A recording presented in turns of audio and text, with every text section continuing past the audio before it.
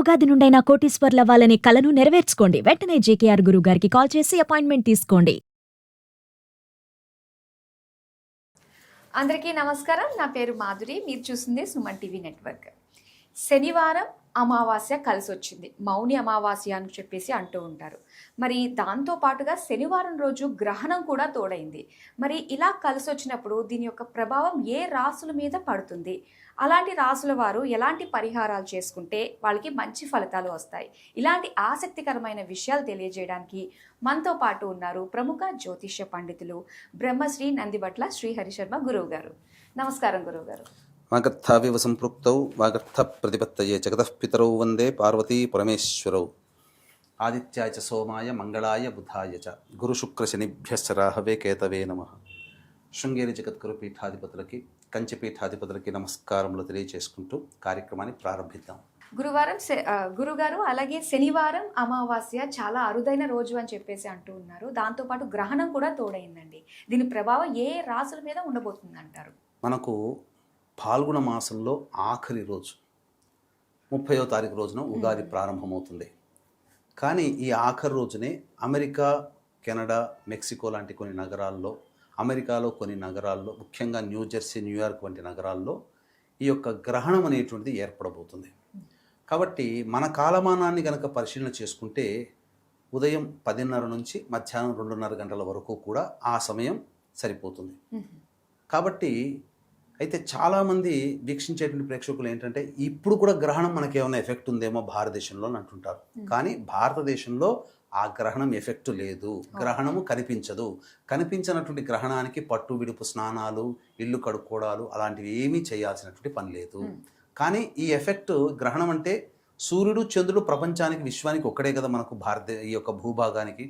కాబట్టి గ్రహణం ఆ యొక్క సూర్యచంద్రులకు అవుతున్నప్పుడు ఆ ఏ నక్షత్రము, ఏ రాశులలో గ్రహణం పడుతుందో వాటికి సంబంధించినటువంటి బేస్ చేసుకొని కొన్ని రాశులలో జన్మించినటువంటి వారికి మాత్రం గ్రహణ ప్రభావం ఎఫెక్ట్ అనేటువంటిది కొంచెం ఉంటుంది. పైగా మీరు ఒకటి గమనించారో లేదో, శని కూడా 29వ తారీఖు రాత్రి 10:32 కుంభరాశి నుంచి మీనరాశిలోకి ప్రవేశం చేస్తున్నాడు. అంటే ఏమవుతుంది అప్పుడు, ఈ 29వ తారీఖు రోజున చాలా కొన్ని అలభ్యమైనటువంటి యోగాలు పట్టబోతున్నాయి. షట్ గ్రహ యోగము, 6 గ్రహాలు కలవబోతున్నాయి ఒకే రాశిలో. శనివారము అమావాస్య, మౌని అమావాస్య అని అంటుంటారు. అద్భుతమైనటువంటి అలభ్య పుణ్యతిథులు. ఇట్లాంటి శని అమావాస్యలు సంవత్సరానికి 1, 2 వస్తాయి. ఇక సూర్యగ్రహణం, ఇవన్నీ కూడా అందున శనికి సంబంధించినటువంటి ఉత్తరాభాద్ర నక్షత్రములో ఈ గ్రహణం వస్తున్నటువంటిది. అమావాస్య శనివారము, ఉత్తరాభాద్ర నక్షత్రం శనికి సంబంధించింది. దీన్ని బేస్ చేసుకుంటే మనకు వృషభ రాశికి మరియు తులారాశికి మరియు మకర రాశికి తప్ప మిగతా అన్ని రాశుల్లో జన్మించినటువంటి వారికి ఈ యొక్క ప్రభావము కొంత ఎఫెక్ట్ భవిష్యత్తు వచ్చేటువంటి 2-3 నెలల్లో పట్టబోతుంది. కాబట్టి శనివారం అమావాస్య కలిగినటువంటి రోజున మేష, మిథున, కర్కాటక, సింహ, కన్య, వృశ్చిక, ధనుస్సు, కుంభ, మీన రాశుల్లో జన్మించినటువంటి వారికి మాత్రం ఈ యొక్క ప్రభావం కొంత ఉంటుంది. ఇక్కడ మనం ఎవరిని భయపెట్టడానికి కాదమ్మా, భవిష్యత్తులో జరిగేటువంటి కష్ట నష్టాలు ఉన్నప్పుడు ఆ కష్ట నష్టాలని సూచించడానికే మనకు జ్యోతిష శాస్త్రం ఉపయోగపడుతుంది. పైగా ఈ రోజున ఎవరైతే, ఎందుకనంటే శని కూడా మార్పు చెందుతున్నాడు, కుంభరాశి నుంచి మీనరాశికి మారుతున్నాడు కదా. అప్పుడు ఏమవుతుంది, మీనరాశిలో ఉన్నప్పుడు కుంభ, మీన, మేషానికి ఏలిన శని ప్రభావం, మిథున రాశికి కంటక శని ప్రభావము, సింహరాశికి అష్టమ శని ప్రభావము, ధనుస్సు రాశి వారికి అర్ధాష్టమ శని దోష ప్రభావం, కర్కాటక రాశి వారికి మరియు ఈ యొక్క వృశ్చిక రాశి వారికి యోగ శని ప్రభావం ఉంటుంది. అయితే ఇది ఎల్లకాలం సంవత్సరం అంతా ఉంటుందా అంటే శని మళ్ళీ అక్టోబర్ 10వ తారీఖు రోజున మళ్ళీ కుంభరాశిలోకి వస్తున్నాడు. వచ్చినప్పుడు ఏమవుతుంది, ఇప్పటి వరకు దోషం పోయింది అనుకున్నటువంటి రాశులకి, వృశ్చిక రాశి వారికి అర్ధాష్టమ శని, కర్కాటక రాశి వారికి అష్టమ శని, అలాగే వృషభ రాశి వారికి కంటక శని, మరియు ఈ సంబంధించినటువంటి మకర, కుంభ, మీన రాశుల వారికి ఏలిన శని ప్రభావం మళ్ళీ మొదలవుతుంది సెప్టెంబర్ 28 నుంచి వచ్చే సంవత్సరం జనవరి 9 వరకు. కాబట్టి ఈ సంవత్సరం శని మీనరాశిలోకి కొన్ని రోజులు, మళ్ళీ కుంభరాశిలోకి కొన్ని రోజులు ఉండడం వల్ల 12 రాశుల వారికి కూడా ఈ శని ప్రభావం ఉండబోతుంది. ఇది ఎవరు అవునన్నా కాదన్నా ఖచ్చితంగా జరగబోయేదే ఇది. కాబట్టి శని కుంభరాశిలోకి మారినప్పుడు ఈక్వేషన్స్ మారిపోతాయి. మళ్ళీ కొన్ని రాశులకి అర్ధాష్టమ అష్టమ ఏలినాటి శని దోషం. మీన రాశిలోకి మారినప్పుడు 29వ తారీఖు రోజున కొన్ని రాశుల వారికి. కాబట్టి ఏ తర్వాత చెప్పొచ్చేది అంటే 12 రాశుల వారికి ఈ ప్రభావం ఉంటుంది. కాబట్టి 12 రాశుల్లో జన్మించినటువంటి వారు కొన్ని పరిహారములు గనక చేసుకుంటే దేవతా అనుగ్రహం పొందడం చాలా యోగం అని చెప్పవచ్చు. దీనివల్ల వచ్చేటువంటి కష్ట నష్టాలు మనల్ని బాధించకుండా ఉంటాయి.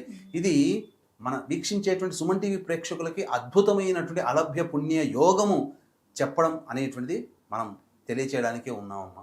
కాబట్టి ఇక్కడ గమనించాల్సినటువంటి అంశం ఏంటంటే ఏ సమస్యకైనా 2 రకాల పరిష్కారాలు ఉంటాయి. ఒకటి దేవతా పరిష్కారం, 2 మానవ పరిష్కారం. దేవతా పరిష్కారంలో భాగంగా, దైవ పరిష్కారంలో భాగంగా బ్రాహ్మణుని ద్వారా చేయించుకునే పరిష్కార మార్గాలు ఒకటి. మానవ పరిష్కారం అంటే మనుష్యులుగా అందరము మనము చేసుకునే పరిష్కారాలు ఉంటాయి. కాబట్టి 2 కూడాను చేసుకోవాల్సింది. అందుకనే ఏం చెప్పాడు గీతలో కృష్ణ భగవానుడు, షడ్భాగంతో మనుష్యాణం సప్తభాగం దైవ చింతనం.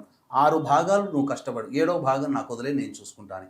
కాబట్టి అక్కడ చెప్పినటువంటిది దేవుణ్ణి వదలొద్దు, మీ ప్రయత్నము మానొద్దు అని చెప్పాడు.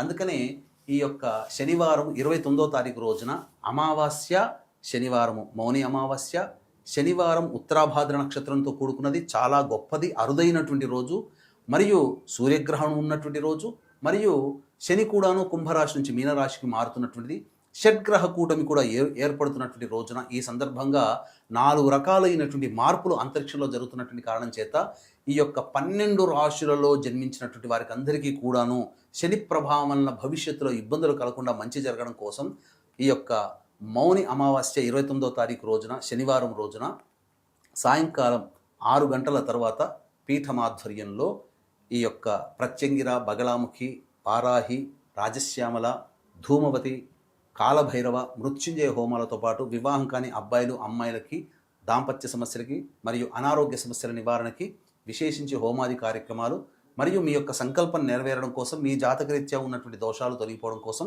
సర్వదోష నివారణ హోమాలు, విశేషముగా శనీశ్వర హోమము అనేటువంటిది జరిపించడం జరుగుతుంది. అఘోర పాశుపత మంత్రహోమం కూడా జరిపించడం జరుగుతుంది. అవకాశం ఉన్న వాళ్ళు ఈ కార్యక్రమ తదనంతరం కాంటాక్ట్ చేసి మీ గోత్రనామాదులు నమోదు చేసుకోవచ్చు. సాయంకాలం 6 గంటల వరకు కూడా ఈ కార్యక్రమంలో 29వ తారీఖు రోజున కార్యక్రమంలో గోత్రనామాదులు నమోదు చేసుకోవచ్చు. 7 గంటలకి కార్యక్రమం ప్రారంభమవుతుందని చెప్పవచ్చు. ఇక ఇప్పటి వరకు చెప్పింది దైవ పరిష్కారాలు. మానవ పరిష్కారంలో భాగంగా ఆ యొక్క శనివారం రోజున ఉదయాన్నే కాలకృత్యాదులు తీర్చుకొని దేవాలయానికి చేరుకొని నవగ్రహాల చుట్టూ శివాయ నమః అంటూ 27 ప్రదక్షిణలు చేసి శనీశ్వరుని దగ్గర ఎదురుగుండా నిలబడి ఆ శని భగవానికి నల్లబట్ట కట్టి, నల్ల బట్టని కొద్దిగా మనము కత్తెరతో కట్ చేస్తే ఒత్తిలాగా చేయవచ్చు. దాన్ని చేసి ఆ ఒత్తిని ఇనుప ప్రమిదలో కానీ మట్టి ప్రమిదలో కానీ పెట్టి ఆ ఒత్తి పెట్టి నల్ల నువ్వుల నూనె వేసి దీపారాధన చేసి తైలాభిషేకము శనీశ్వరుడికి ఓం హ్రీం శనైశ్చరాయ నమః అనుకుంటూ అభిషేకం చేసుకోవచ్చు. లేదా బ్రాహ్మణుని పిలిపించైనా అభిషేకం చేసుకోవచ్చు. అభిషేక తదనంతరం 8 నల్ల నువ్వుల లడ్డూలు ఆ స్వామికి నివేదన చేయాలి. ఇక తదనంతరం ఆ రోజున మధ్యాహ్నం 1 గంట టు 2 మధ్య కాలంలో శనిహోర ఉంటుంది. ఈ శనిహోరలో అనాథలకి, వికలాంగులకి మరియు వృద్ధులకి తినే పదార్థాలు పంచిపెట్టాలి.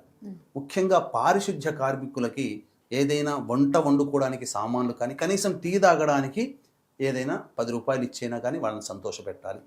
ఇక ఆ రోజున ఉపవాసం ఉంటే చాలా మంచిది. అమావాస్య రోజు కాబట్టి మాంసాహారం భుజించకూడదు. ఉపవాసం ఉంటే చాలా మంచిది.